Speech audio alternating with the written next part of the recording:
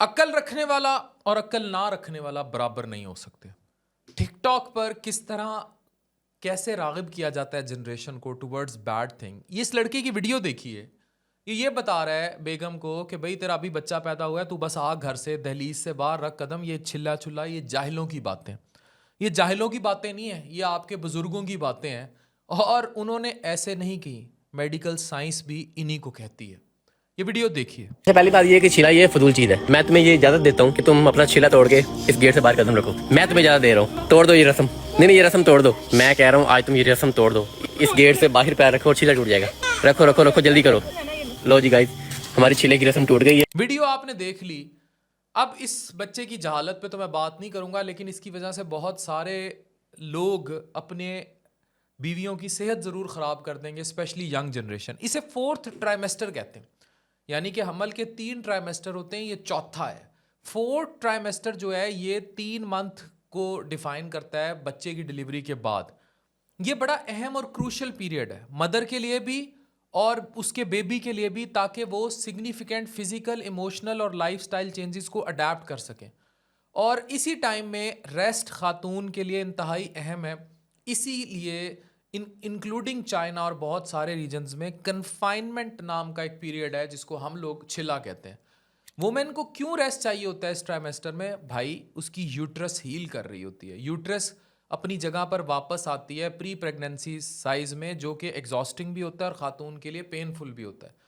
अगर C section हुआ है या वैसे वुंड्स हैं, उनको हील करने के लिए भी इतना अरसा कम से कम दरकार है, 40 दिन। आइडली तो पूरा 4th ट्राइमेस्टर यानी 3 मंथ्स। ब्लड लॉस, तो उस दौरान जो ब्लड लॉस हुआ है, जो खवातीन एनीमिक हुई हैं, वो फटीग और blood loss during child birth जो फेस करेंगी वो रिकवर होगा। इसी तरह हार्मोनल चेंजेस जो खातून के अंदर फ्लक्चुएट करते हैं dramatically, stress, fatigue, mood swings, इन सब को भी स्टेबलाइज होने के लिए वक्त दरकार है। अच्छे दूध की प्रोडक्शन के लिए, producing milk and breast feeding demands में भी बहुत एनर्जी चाहिए, जिसके लिए रेस्ट चाहिए।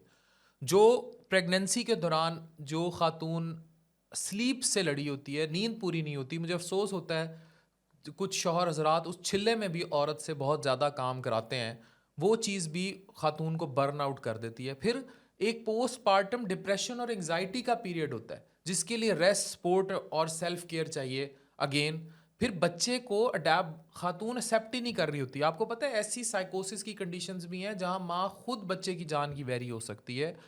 इसलिए focus skin to skin contact. आपने देखा है गोरे क्या काम करते हैं, वो फौरन बच्चा पैदा करके फौरन माँ की छाती पे उसके ला के ब्रेस्ट पे लिटा देते हैं फौरन, ताकि वो कनेक्शन इमोशनल बने और वो माँ फौरन उसके साथ अटैच हो। अब इसी तरह रेस्ट में फैमिली मेम्बर्स की सपोर्ट बहुत ज़रूरी है। अक्सर मैंने देखा है जी, छिल्ले पे बीवी को घर भेज देते हैं, सासें ख्याल नहीं रखती, बुरा हाल कर देते हैं।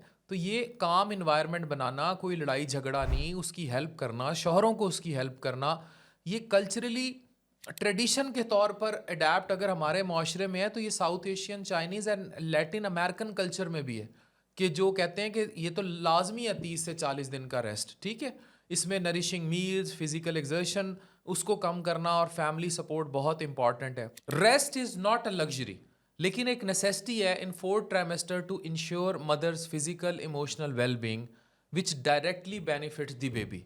तो हमें इन चीज़ों का ख्याल रखना है और ये चीज़ें बड़ी ज़रूरी हैं बच्चे की सेहत के लिए। और अगर ये नहीं होंगी तो बच्चा अपनी सेहत खो देगा, माँ अपनी सेहत खो देगी। ये जैसे अब वीडियो में ये साहब गाइड कर रहे थे कि छिल्ले के दौरान भी बाहर घूमो फिरो, तो ये 4th ट्राइमेस्टर का कॉन्सेप्ट किताबें देती हैं, या आपके बड़े बुजुर्गों की कोई दकियानूसी सोच नहीं है। It is all medically proven.